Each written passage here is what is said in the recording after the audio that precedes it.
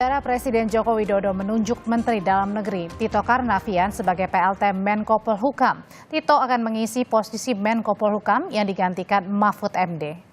Penunjukan Tito Karnavian ini tertuang dalam keputusan Presiden nomor 20/P tahun 2024 yang diteken Jokowi pada hari ini.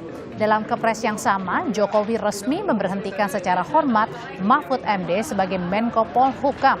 Tito Karnavian akan menjabat sebagai PLT hingga Jokowi menunjuk Menko Polhukam definitif pengganti Mahfud.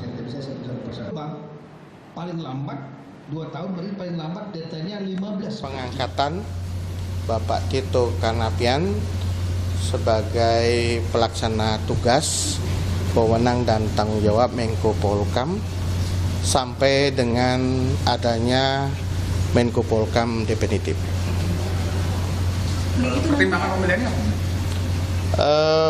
Pak Tito Karnavian kan termasuk di dalam jajaran menteri-menteri Kementerian Kemenko Polhukam, adalah salah satu menteri yang senior ya, selain juga ada beberapa menteri yang lain ya.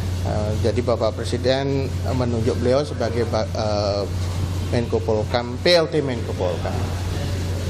Lebih lengkap tentang penunjukan Tito Karnavian sebagai PLT Menko Polhukam dan isu kabinet Jokowi tak solid, kita saat ini terhubung dengan jurnalis Kompas TV Triksi Valencia di Istana. Triksi, jadi sebenarnya apa alasan Presiden Jokowi ini menunjuk Tito Karnavian sebagai PLT Menko Polhukam?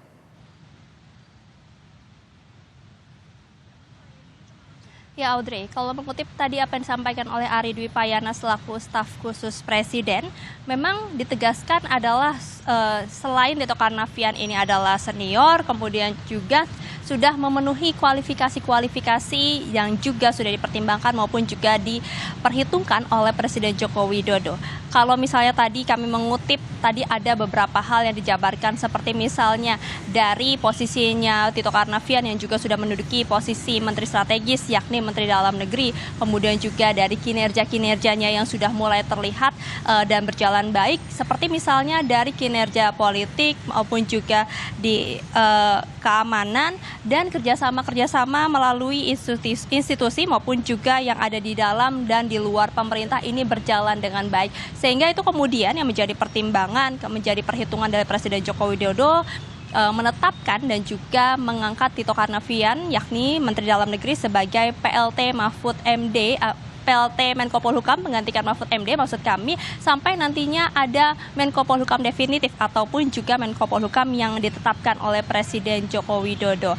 Nah itu yang kemudian sudah diperhitungkan secara matang, karena tadi ada beberapa hal yang kemudian kami soroti, Audrey dan juga saudara, seperti misalnya ketika Tito Karnavian ini menjabat sebagai Menteri Dalam Negeri yang kita tahu jabatannya ini sedang membawahi berbagai macam kepala daerah yang yakni adalah penjabat. Dan kita tahu ketika memang mengikut ada tugas baru sebagai Menko Polhukam yang saat ini juga berfokus kepada berlangsungnya pemilu, baik dari keamanan maupun juga dari hal-hal strategis. Nah ini kemudian disoroti apakah akan nanti ada bentrok, apakah nanti akan ada konflik of interest dan juga kesulitan ketika Tito Karnavian sebagai Menteri Dalam Negeri yang membawahi penjabat ini mendapatkan tugas dari Menko Polhukam. Nah ini tadi ditegaskan oleh Ari Dwi Payana bahwa memang sudah ada perhitungan khusus dari Presiden Joko Widodo sehingga dipastikan dan diyakinkan tidak ada konflik of interest, tidak ada kepentingan-kepentingan yang kemudian akan terjadi ketika Tito Karnavian ini menjabat sebagai Menko Polhukam, karena memang juga akan ada staf-staf lain maupun juga akan ada support lain yang akan mendukung kinerja dari Tito Karnavian sebagai Menko Polhukam. Jadi tidak akan ada gangguan ataupun juga konflik interest ketika Tito Karnavian sebagai Mendagri dan juga mendapatkan jabatan baru ataupun juga tugas baru sebagai Menko Polhukam. Triksi, kemudian juga ini kan ada di tengah-tengah isu mundur menteri ya, kemarin Mahfud MD juga sudah mengundurkan diri, hari ini Presiden juga memanggil sejumlah menteri termasuk diantaranya Menteri Keuangan Sri Mulyani ke Istana. Sebenarnya apa agenda pemanggilan Sri Mulyani ke Istana hari ini, Triksi? Ya, tadi juga disampaikan oleh Ari Dwi Payana, staf khusus Presiden, bahwa memang ini seperti rapat-rapat pada umumnya. Presiden Joko Widodo bisa memanggil menterinya untuk kemudian membahas hal-hal yang diperlukan, yakni seperti misalnya Sri Mulyani, yakni membahas tentang APBN 2024 yang juga sudah disahkan dan juga sudah berlangsung pada tahun ini. Untuk lebih lengkapnya, Audrey dan juga saudara, kita dengarkan kutipan wawancara Ari Dwi Payana, staf khusus Presiden berikut ini.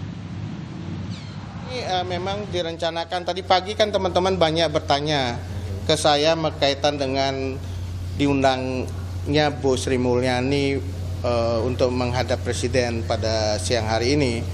Oleh karena itu saya menjawab pertanyaan teman-teman, memang betul hari ini pukul 14.30 Bu Sri Mulyani akan diterima oleh Bapak Presiden untuk membicarakan hal-hal yang terkait dengan pelaksanaan APBN.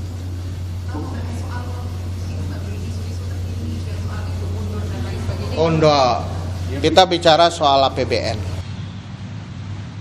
Isu mundurnya Sri Mulyani yang santer terdengar baik di kalangan istana maupun juga di luar kalangan istana, ini juga tadi sudah dijawab oleh Ari Dwi Payana bahwa tidak ada pembahasan terkait hal tersebut, termasuk juga tadi oleh Menteri Investasi yakni Bahlil yang mengatakan bahwa itu hanya isu belaka, kemudian juga baik di kondisi di dalam Kabinet Menteri Joko Widodo ini masih berjalan dengan baik, masih bekerja secara profesional, tidak ada kerenggangan. Tadi kami juga mengkonfirmasi kepada salah satu menteri non-partai yang juga masuk dalam Kabinet Indonesia Maju yang mengatakan bahwa tidak ada ketidaknyamanan maupun juga isu-isu goyang ataupun juga kerenggangan di dalam menteri ataupun juga di dalam Kabinet Joko Widodo. Jadi sampai saat ini semuanya berjalan sesuai dengan tugasnya masing-masing, mengerjakan pekerjaan yang memang sudah menjadi tupoksinya masing-masing sebagai menteri.